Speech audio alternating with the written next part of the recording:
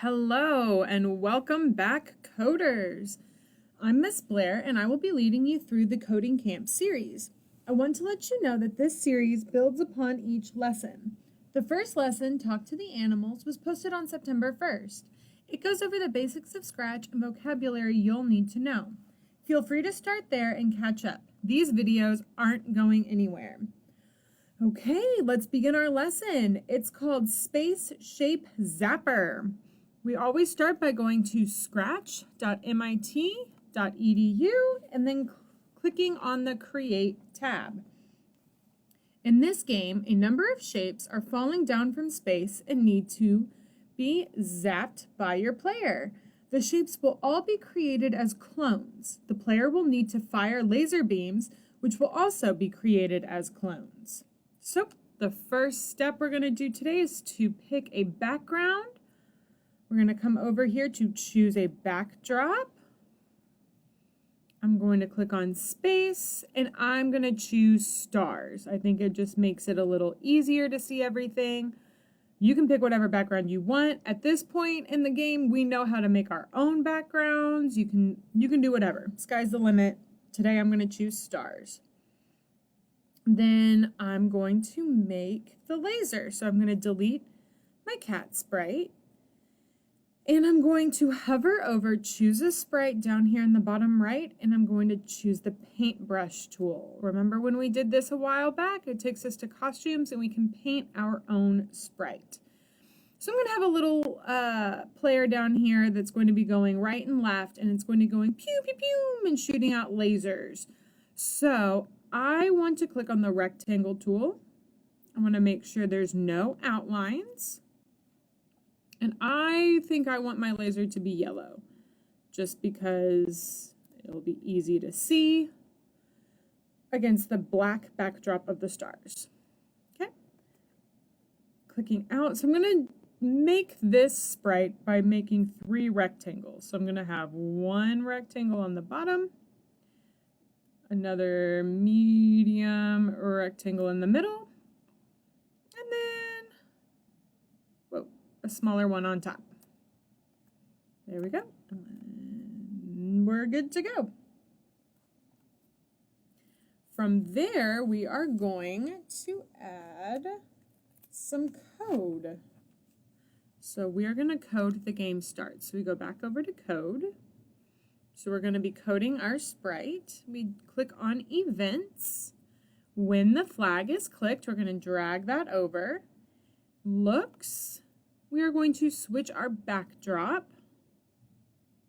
to stars. So if you made your own, you can label whatever you want, and you want to make sure it shows down here with stars. So we're going to click on stars. Then we want to make a variable. So we're going to have a few variables for this game today. So our first variable is going to be score, because we want to make this a score for our game. It'll be for all sprites, and we click OK. Should show up here and on your game. We want to set our score to 0 when the game starts. We want to make another variable, and this one's going to be game on, G-A-M-E, capital O-N. Game on. And actually, I've decided I don't want this showing up on my stage, so I'm going to uncheck it. We want to set game on to 1. When the game starts, we want our sprite to be much smaller than this, so we go to looks, set size 2, and I'm going to choose 20%. We also want our sprite to be centered, but centered at the bottom. So we are going to go to motion, go to XY. And our X is going to be 0 because we want him centered. So X is horizontal, so we want him centered. But Y, we want to be -145 because we want our shape, instead of being 0, 0 in the center, we want our shape to be at 0, negative number, so our shape will be moving down here low on our game. Control. We have a repeat until loop. Drag that over. And we're going to have some math. Remember, math is my green buttons. Equal sign. We're going to repeat until something equals. We want to change this 50 to a 0. And we want the game on to equal 0. So remember that was a variable we made. Dragging over our variable. So we're going to repeat until game on equals 0. We want to move 4 steps. Motion. Drag that over, change the 10 to a 4. All right, so we're going to test it. So right now, it goes. So if you want to test it again, it should start in the center and then move to the right side of your stage. Very good. Step 4, we're going to add some laser movements. So we're going to add laser movements before we add the laser. So, because we're moving this guy. So we're going to be able to move him right or left.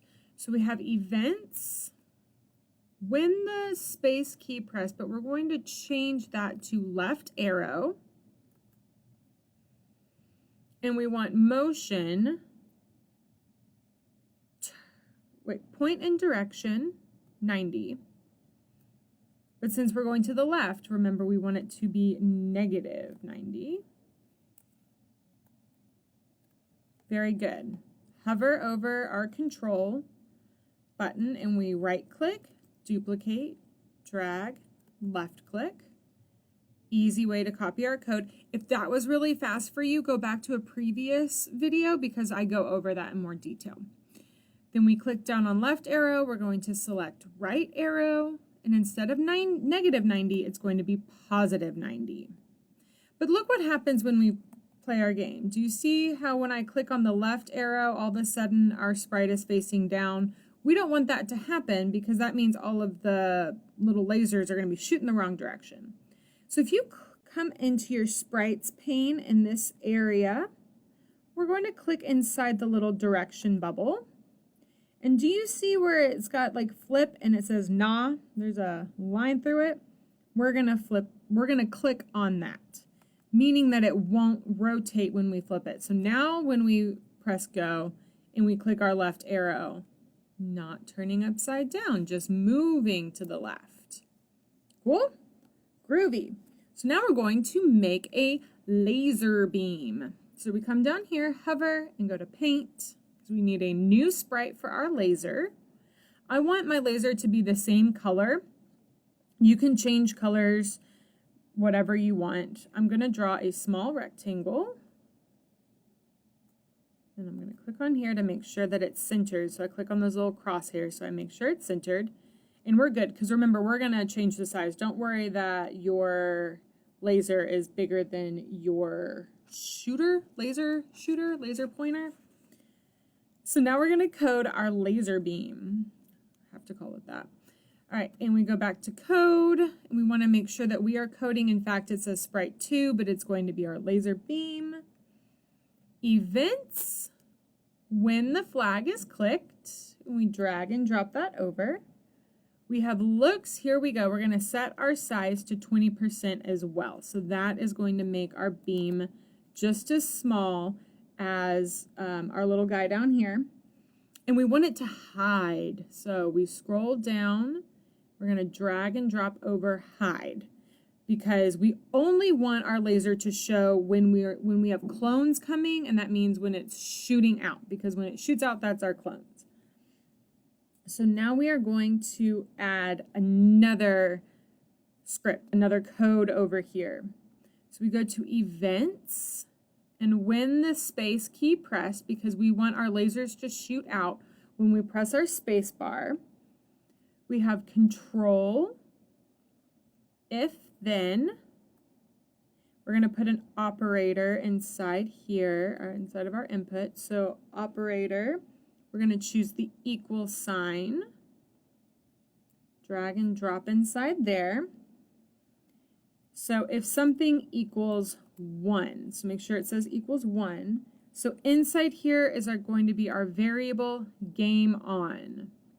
So if game on equals 1, then we wanted to create a clone. Remember, that is in control. Create clone of myself. And I want it to play a sound. So I'm going to go to sounds. I can go to my sounds tab up at the top. I'm going to choose a sound. I'm not going to make a sound, but y'all know by now how to do that. I'm going to go to the library and type in searching for laser. And I like the laser 2 sound, but we're going to use both of them. So I'm clicking on laser 2. It should now show up in my sound library for this sprite. I click back over to my code tab. We are going to play sound laser 2 until done. So if yours didn't show up or if you just want to use pop, that's fine. Remember, drop down, you can change that sound. But then we need a code over here for our clones. So this is creating a clone, but remember we have to have a script for those clones. So we have control. When I start as a clone, so we're going to drag that one over. That's when we want to show, because remember, we're hiding when the flag is clicked. When they start as a clone, that's when we want them to show up. So we go to looks, and we drag over show. Motion, we don't want our lasers to be coming from over here when our shooter laser guy is over here. We want it to go to here. So we have motion go to. It says random position right now, but we are going to drag it down and say sprite 1. So we want this little clone guy to go to sprite 1. Then we want that to repeat until, so that is our control loop. We have repeat until, and we want that to repeat until it's touching the edge. So remember, that's under sensing, anything that we touch. And click down mouse pointer and choose edge. It's going to motion, we're going to change Y because we want it to shoot up. So motion, change Y by 10. Remember, we go over this in a previous lesson about our Ys. So Ys are what make us go up and down. And then at the very bottom of our cone, we want to at the very bottom of our clone code, we want it to say delete this clone. So we go to control, we're going to scroll and drag over delete this clone. All right, so let's see what happens. There you go. So you should be able to move right and left. When you press your space bar, you should hear a laser beam shooting out, your clone should appear, and it should disappear when it reaches the top of your stage, meaning touching the edge. Very good. Now we are going to make the shapes that are going to be falling and coming at us. So same thing for how we created all of our other sprites. We're going to hover, and we're going to go to the paint tool. I don't want my incoming objects to be the same color as my laser, so I am going to choose a green color for my objects. You can choose whatever color. You can choose a sprite from the library. Today, I am merely going to draw a rectangle, make sure that it's centered by clicking those crosshairs, and we're good to go. All right, from here I'm going to go back to my code to get the starting position. So we will need to set the position of this shape at several different points in the program, because remember we want it to fall randomly. To avoid repeating code, we will need to define a function called positive shape. Remember last week we talked about defining functions. This moves the shape to a random position at the top of the screen after it has fallen to the ground. When you create the speed variable that we are going to create in just a second, we definitely want to set it for this sprite only. That means each sprite will have its own speed. All right, so while we are inside our green third sprite, our object that's coming at us, we want to make a block. So we go to the pink My Blocks at the very bottom. We click Make a Block. This one is going to be called Position Shape. And we're going to click OK. So it should say Define Position Shape. And then we want an if-then block. We go to Control, if-then. Inside of here, we've got some operating math. We want to drag over an equals to. So if game on, we're going to pull that over here, equals 1. Variables, we're going to drag over game on. When I was practicing this, at the very end of my game, my code didn't work. And some of you might be having the same issues. You're following along with me, but at the end of the day, your code isn't working. I forgot to change this 50 to a 1. It made the entire game not work because game on never equaled 50 in my program that I had made it. So make sure that if yours isn't working, to go back through my videos and kind of pause, and you can look at the code and make sure all the little things match what mine is doing. Just a tip, because I could not for the life of me figure out why my game didn't work. So we have if game on equals 1, we want to go to XY. So we're going to do motion, go to XY. The Y is going to be 160, 160, and our X is going to be random. So remember, random is under operators. And so we want our X to pick random, negative 240 to positive 240. Meaning our Y is always going to start at 160. So our Y is always going to be up here, but our X can be coming from anywhere. So Y is always going to be at the top, and X's can be anywhere, is what this piece of code means. Then we need to make a new variable. And this one is speed. And remember what I said, we want it to be for this sprite only, because we want the speed to be changing for just this sprite. Then we set speed. Drop it down, we set speed to, and then we're going to have another pick random in here. Operators, pick random, -1 to -4. Okay, meaning it's going to fall at different speeds. All right, so now we're going to move the shapes. So we're going to go to My Blocks, and we're going to make another block. And this one's going to be called Move Shape. Remember, these are our defining functions. So I'm going to pull down Move Shape, readjust my code here. We want to move the shape until. So we're going to repeat until under Control. And it's going to repeat until it's touching sprite 1. So we go to Sensing, Touching Mouse Pointer, we drag it over, and we drop down, and we have sprite 1. So that means if this ever touches my sprite, game's going to be over. Okay? So it's going to turn motion, turn a certain number of degrees. But we want this to be speed degrees. Speed. So we're going to click over to variables. We've got speed. So it's going to turn speed degrees. So it's going to change shape at different intervals of speed. We want to change the Y. So we go to motion, change Y by. And we're also going to change Y by speed. So we go back to variables and we drag over speed. And then we're going to have an if-then control block. So we drag over our if-then.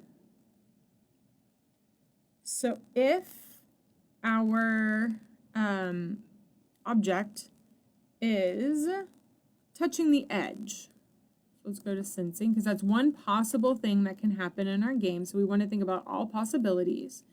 So we're going to say if it's touching the edge, what's going to happen? We're going to go to My Blocks, and we have Position Shape.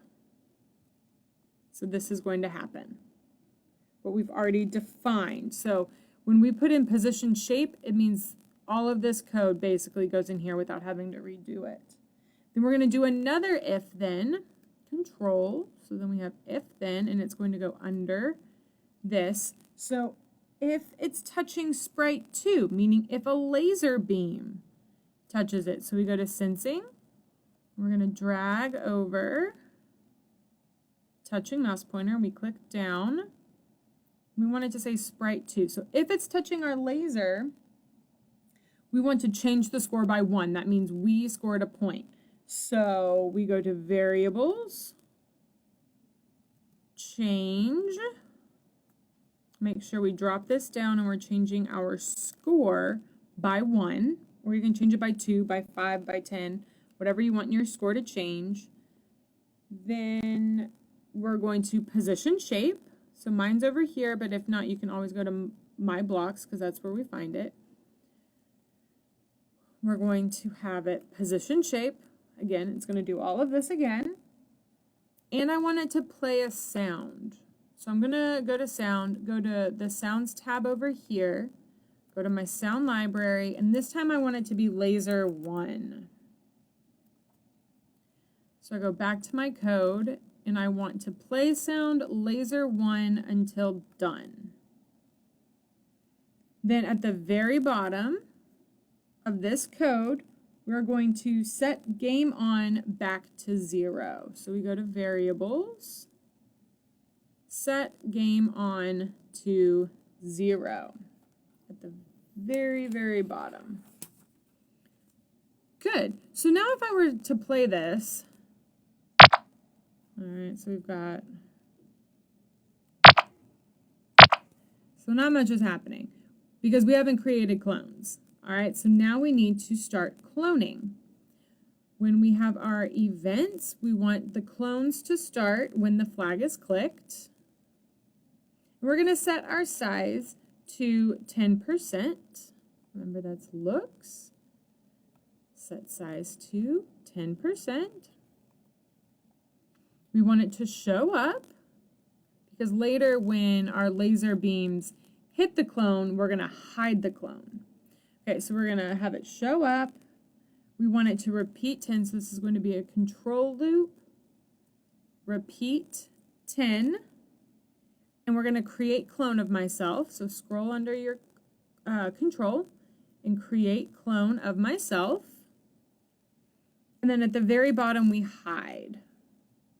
So looks, scroll down, and then we're going to hide. But again, from previous lessons, we now have to code when I start as a clone because the clones are just going to keep appearing one on top of the other and you can't see them. They're just all right in the exact same spot. So now we go to control when I start as a clone because we need to give our clones a code.